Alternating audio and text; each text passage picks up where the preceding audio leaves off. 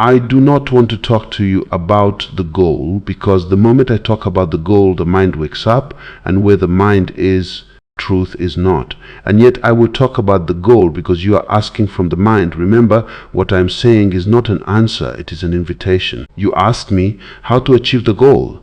This question seems very innocent, but behind it lies the entire restlessness of humanity. You don't ask about the goal because you want to achieve something. You ask because you feel incomplete right now. If you were whole, there would be no goal.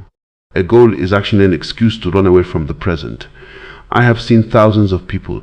Someone wants wealth, someone wants a position, someone wants love, someone wants liberation. And I have always seen one thing: the one who got it is miserable, and the one who didn't get it is also miserable. So the problem is not in the fulfillment of the goal.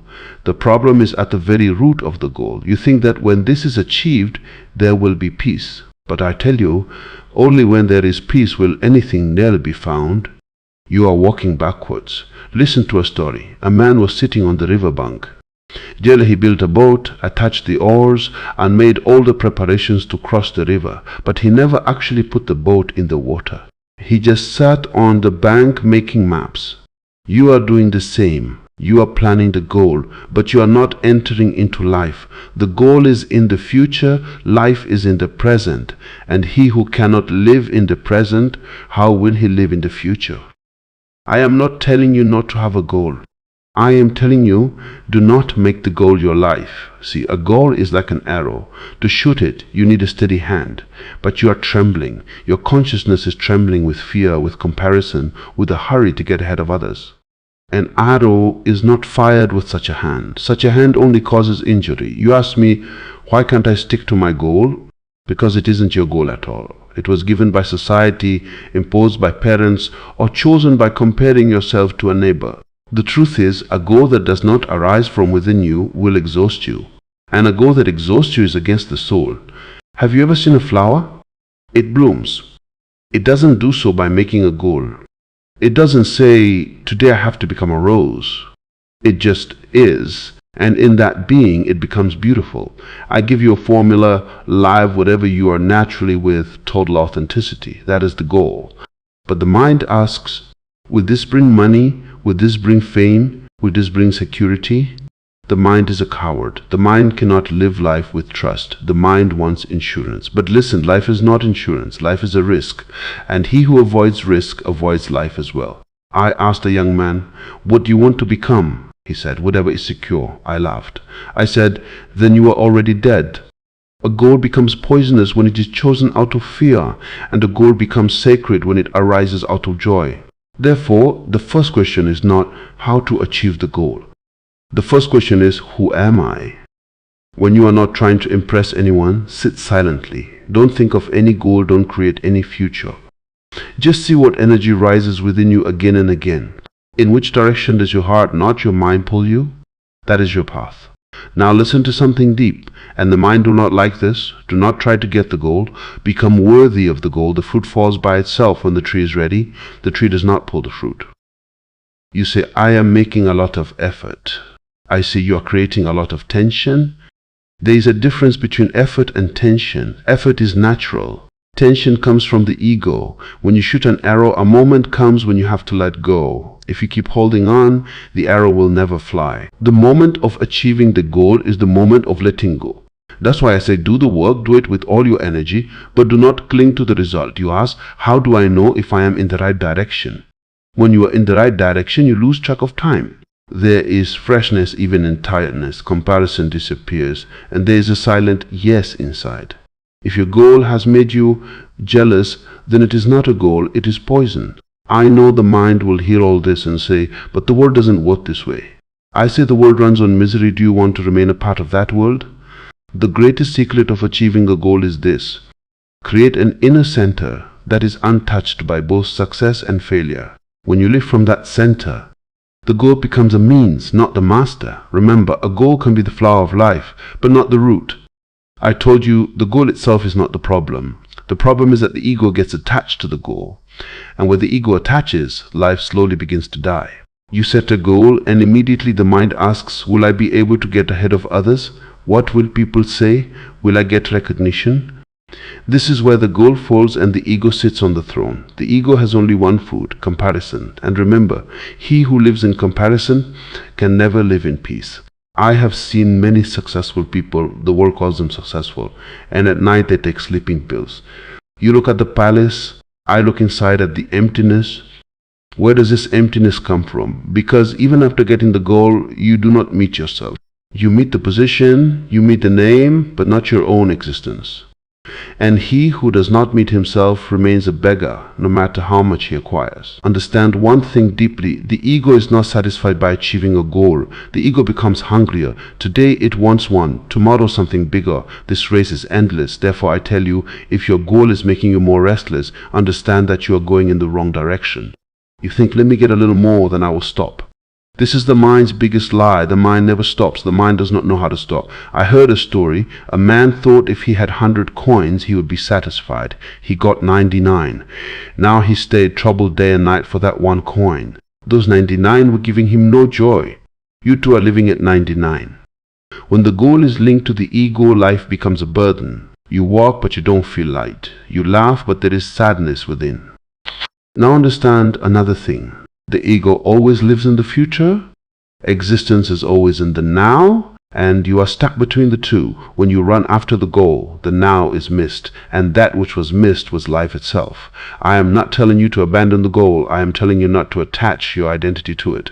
If the goal is fulfilled, fine. If not, that's also fine. This "it's fine" hurts the ego very much because the ego says, I am my success. And I say you were there before success and you will remain after failure. One day all goals will be left behind. Death will come and it will not ask how successful were you. It won't even ask. But a question will echo within. Did you live or did you just run? And this question is very heavy. The biggest disease of the goal is that it forces you to become someone else. You want to be what you are not. I tell you, dive into the depths of what you are. Your true height is hidden right there. If an ordinary person is ordinary with total love, they become extraordinary. And if an extraordinary person lives in comparison, they become hollow from within.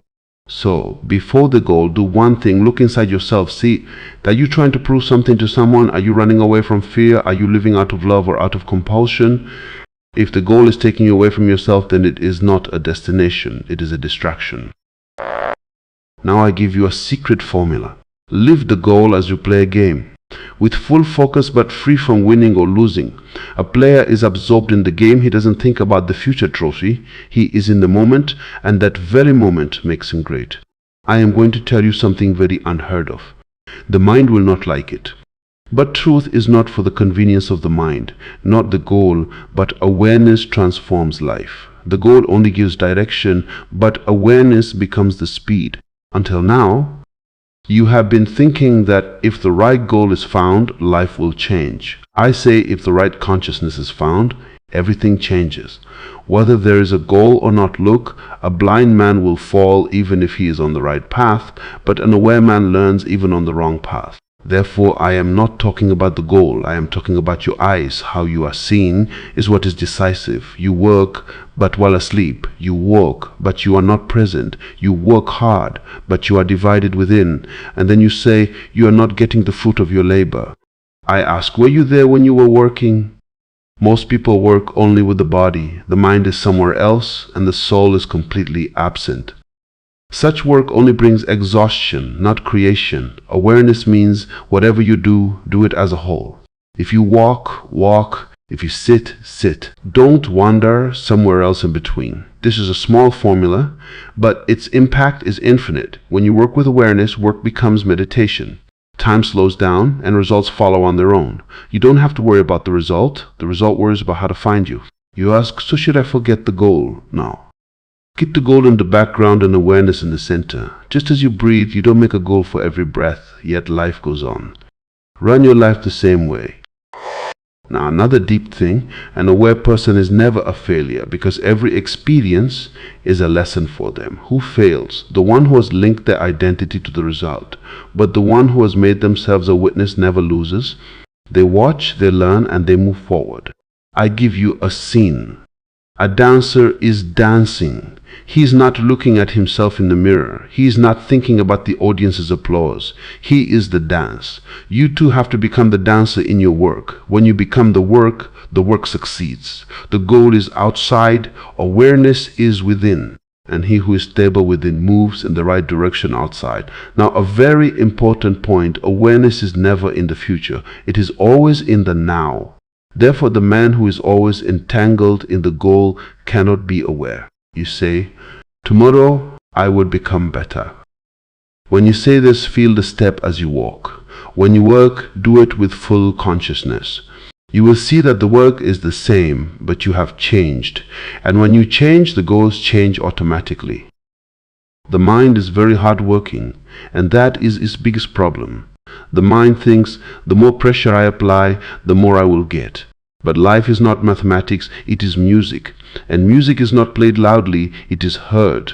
I told you, the secret lies not in getting the goal, but in letting go of the goal. Now understand this. When you try very hard, a tension is born within. And tension means you are not trusting life. You are saying, if I loosen my grip, everything will go wrong. This is fear. And any work done out of fear can never be beautiful. Have you ever seen how a river flows? It doesn't put in effort. It doesn't push. It just recognizes the slope and flows. And man, he insists on climbing the mountain, whereas his nature is to flow. I tell you, ease is not cowardice, ease is supreme courage. Because to be easy is to let go of control. And letting go of control is like death to the ego. You think, if I am not very strict, how will I be successful? I ask, if you break, what is the use of success? Many people are successful but burnt out inside. They have arrived, but they have forgotten how to arrive. Ease does not mean you become lazy. Ease means you do what is natural in this moment. Neither less nor more. You do more because there is fear within. You do less because there is fear within. But an easy person does neither more nor less. He does what is right. There is a bamboo tree. For years, nothing is visible, and then suddenly it starts touching the sky. Man is impatient. He says, I want it now. But existence says, get ready. And getting ready is not an effort. Getting ready is a ripening. When a fruit is raw, if it is pulled, it is bitter. And when it ripens, it falls. Ease is this ripening. Now, one more thing. Effort is for the future. Ease is in the present. And he who is in the present is with life. When you put in a lot of force, there is a voice inside, I want to become something. And when you are easy, there is silence inside. I am. That is the difference between sorrow and bliss. An easy person does not wait for the result. He finds joy in the process. And remember, for those who find joy in the process, their results are never empty. You ask, what should I do? When the mind repeatedly starts applying force, just watch. Don't change anything. Watch the mind like you watch a cloud. By watching, the force will loosen, because force only sticks in the dark. Awareness is light, and in light, tension melts. I am not telling you to leave the goal. I am telling you to hold the goal like you hold sand in your fist. If you squeeze too hard, it will slip away. If you stay light, it will stay. An easy person does not fight with life. He dances with life, and in a dance there is no destination. Every step is the destination. The mind thinks letting go is defeat, but I tell you, letting go is the first victory. But this is only understood when you are very tired. The mind knows how to catch, it doesn't know how to let go. That's why for the mind, letting go is like death. You have been holding on to something all your life, some dream, some image, some identity, some expectation, and then you say, why am I heavy? The weight is not of life, the weight is of the holding. What is letting go? Letting go is not an action, it is an understanding. The day you see that what you are holding is giving you pain, it drops at that very moment. Letting go is never forced. He who lets go by, force holds on even tighter inside. You say, should I let go of the goal? I say, let go of your grip. The goal will automatically become light. Now understand this deeply. The day you say, even if this doesn't happen, I am whole, that is the day life stops testing you, because now you are not living out of fear. A man living out of fear is always in a hurry, and hurry produces not just mistakes, but blindness. Letting go slows you down, and slowing down is a revolution in this world. I give you a scene. The harder you pull the rope, the more the hand hurts. And as soon as you let go, the pain disappears. The pain was not in the rope, the pain was in the grip. The goal is also like a rope. As long as it is a tool, it is fine. The day it becomes an identity, pain starts. You say, who am I without this? And I say, only then are you. Letting go doesn't empty you, it gives you space. And where there is space, life enters. People often tell me I have given up a lot, yet I haven't found peace. I see that they have left things, but they haven't left expectations. They say, I left everything, now I should get peace. This too is a grip. Letting go is complete only when no demand remains. When you say, what is enough. And if this sentence comes from experience and not just words, then understand that you have come home. The one who lets go does not lose, he becomes free. And a free person can perform action in the true sense for the first time. Now listen to a paradox. The day you let go of the goal is the day you become worthy of the goal. Because now you are not running, now you are standing, and existence recognizes the one who stands. So I say let go, but not by running away, let go by understanding. The mind always asks, when? When will I get success? When will the goal be fulfilled? When will life change? And existence always answers, when you are ready. But the mind doesn't want to hear this answer. The mind looks at the clock. Existence looks at the depth. Remember, the right time is never in the future. The right time is an internal state. You say, I have been trying for a long time. I ask, but are you present right now? Many people work hard for years, but don't live a single moment with full consciousness. And some people change in a moment, though, because they are whole. Therefore, it is not the quantity of time, but the quality of time that is decisive. Look at the seed. You don't jump up every day and ask it, why haven't you grown? If you ask it, will never grow. Patience doesn't mean waiting. Patience means not interfering in the middle. The mind interferes. The mind says, if it hasn't happened yet, something is wrong. And existence says, if it hasn't happened yet, something is ripening. The ripening process is always invisible, and the mind is afraid of the invisible. Why are you in such a hurry? Because there is a restlessness within. And restlessness means you are not comfortable with yourself. He who is comfortable with himself doesn't take long. I have seen that when you are in a great hurry, you connect with the wrong people, take wrong decisions, catch the wrong direction, and then say, why does this only happen to me? Why? Because you knocked on the door before time. There is a law of existence. Everything happens at the right time. But only the one who is silent recognizes the right time. A silent person hears the signals. A restless person only hears the noise. You ask, so what should I do when nothing is happening? I say, see what you are doing inside. Often nothing happens outside because a lot is going on inside. The internal rush stops the external movement. The right time comes when the inner tune becomes silent, and then the event happens on its own. You don't have to push. It's just like sleep. You don't bring on sleep by trying wider. The more you try, the further it goes.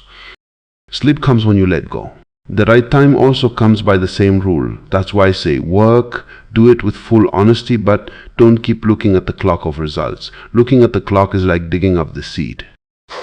When you are ready, opportunity comes walking to you, and then you are surprised so easily. Yes, truth is always simple. Only the ego makes it difficult. The mind is very clever. It even performs action like a deal. It says, I will do this, so I should get that. And this is where the action becomes impure. Action is beautiful when there is no demand in it, and action becomes a burden when it is full of expectation. You say, I am doing so much, yet why am I not getting the fruit? I ask, are you performing the action or are you waiting for the fruit? He who waits for the fruit is not present in the action. His body works, but the mind wanders in the future. Such action only produces tiredness. Action means the flow of total energy in this moment, neither forward nor backward. When you are truly in the action, you don't even remember the fruit. And that is the irony. Only the one who doesn't remember the fruit gets the fruit. Have you seen a child playing? He doesn't play to win, he is absorbed in the game. And when he wins, he is surprised. Action is also such a game. The mind says, but how can anyone live without worrying about the fruit? The mind is afraid. The mind says, if I don't get the fruit, then who am I? And I tell you, even if you don't get the fruit, you are. This understanding frees the action. Worrying about the fruit makes the action small. And if the action is small, life becomes small. An artist makes a painting. If he makes it only to sell, there is no soul in the painting. And if he gets lost in making the painting itself, the painting becomes alive. Whether it is art, business, or service, the moment you make the result the center, at that moment you fall from creation. Action becomes worship when the doer is no longer in the middle. When I am doing slowly begins to vanish, then something very wonderful happens. The work happens, but the doer is not left. This is karma yoga. You think if you are free from the fruit, you will become loose or lazy. This is the ego's fear. The truth is exactly the opposite. A person free from the fruit becomes even more intense because now the energy is not divided. They are 100% in this moment, and 100% present action cannot fail. The fruit is never the cause of action. The fruit is the result of action. And making the result the cause is ignorance. That is why I say perform action as you breathe. Do you breathe so that you are alive tomorrow? No, you breathe dark because right now life is flowing. Action is also such a flow. When you flow completely in action, the goal follows behind, and then the goal is no longer a burden. It becomes a celebration.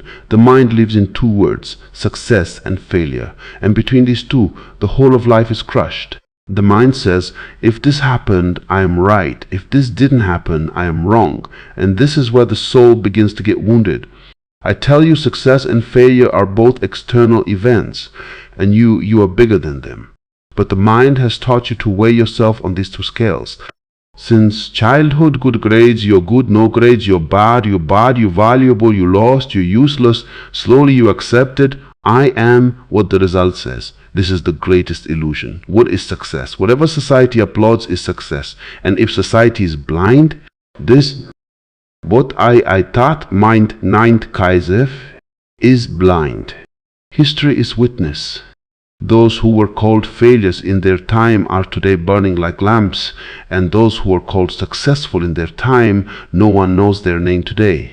Therefore I say success is momentary, and so is failure.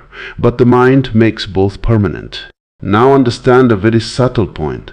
Success gives birth to the ego, failure gives birth to inferiority, and both pull you away from your center. The ego says, I am bigger than others. Inferiority says, I am smaller than others. And truth says, I am neither big nor small. I am not telling you to welcome failure or run away from success. We say look at both, but don't get entangled in either. If success comes, be grateful. If failure comes, be aware. Both have teachers doorless, but neither is home. Home is that place where you are free from the result. You ask, if I don't fear failure, how will I move forward? I say, no one moves forward out of fear. Fear only makes you run. Forward moves only the one who is ready to learn.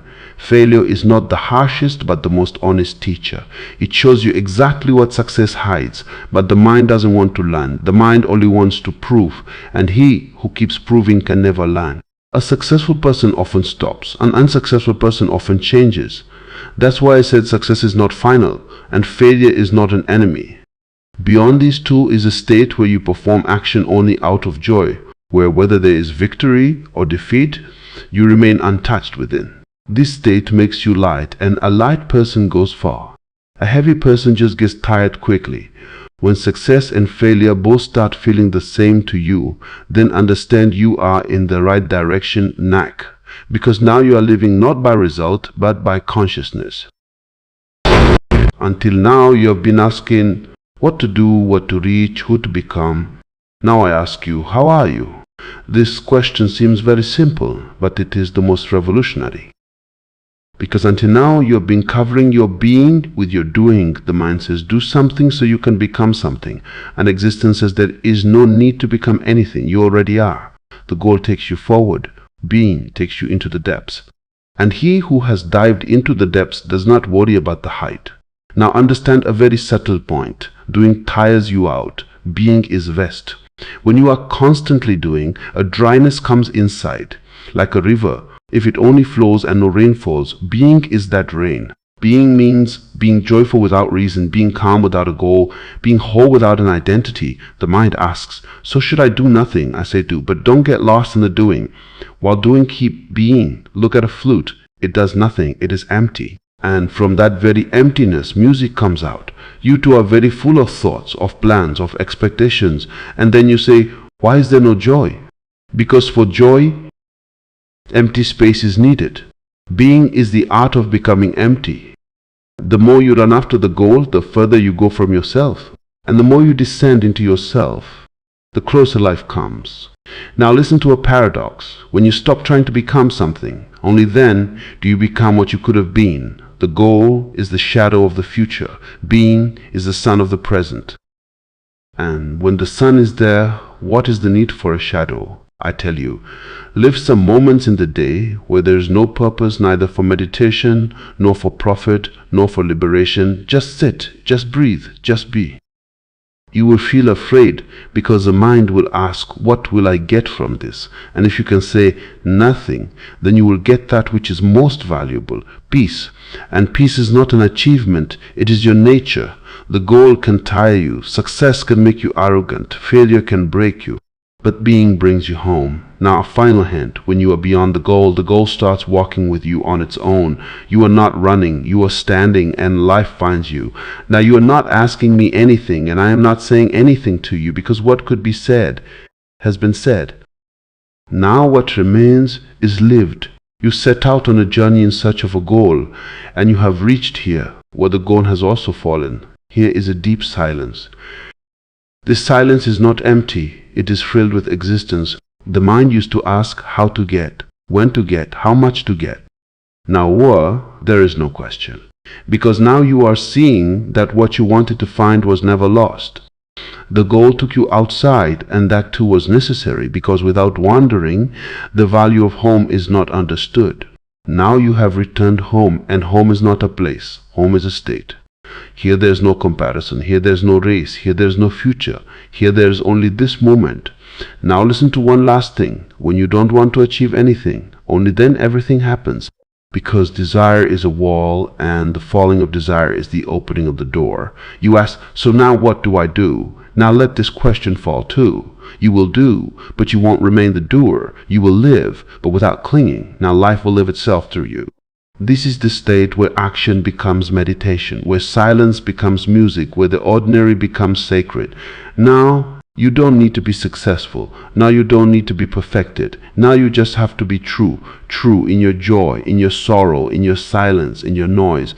Because he who accepts everything is the one who is free.